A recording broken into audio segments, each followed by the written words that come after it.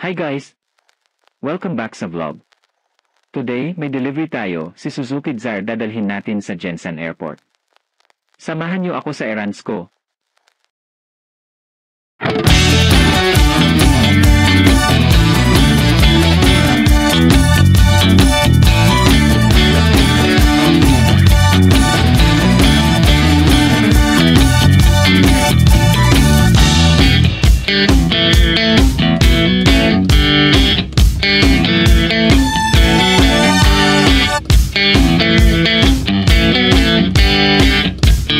Siyempre bago i-deliver, kailangan muna natin ipalinis si Dzar. Para fresh pagdating sa airport. Quick stop lang tayo sa 711, kuha tayo ng cash para sa fuel at parking fee. Essentials yan. Isa sa mga gusto ko kay Dzar, tipid sa gas. Perfect sa long drives. Ang ganda ng panahon ngayon, perfect para sa delivery. Maluwag din ang daan papuntang airport, kaya smooth ride tayo.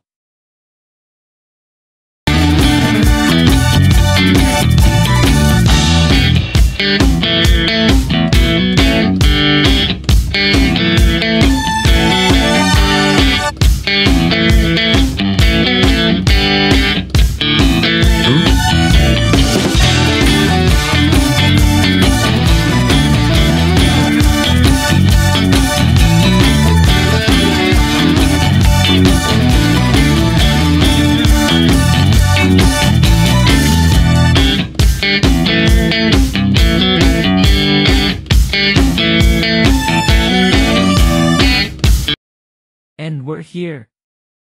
Successful delivery kay Suzuki Dzar. Mission accomplished. Nandito na tayo sa General Santos International Airport, o mas kilala bilang Jensen Airport. Isa ito sa pinakamalaki at pinakamodernong paliparan sa buong Mindanao. Matatagpuan ito sa Barangay Fatima, General Santos City, at nagsisilbi sa buong rehiyon ng SOX Sergeant. Inaugurated noong 1976, pinalitan nito ang dating Buayan Airport. May haba itong runway na mahigit 3,200 metro, kaya nitong tumanggap ng malalaking eroplano. Bukod sa domestic flights, may kapasidad din ito para sa international flights, kaya tinagurian itong alternate international airport ng bansa. Thanks for joining me today. Don't forget to like, comment, and subscribe. Kita-kits sa next vlog.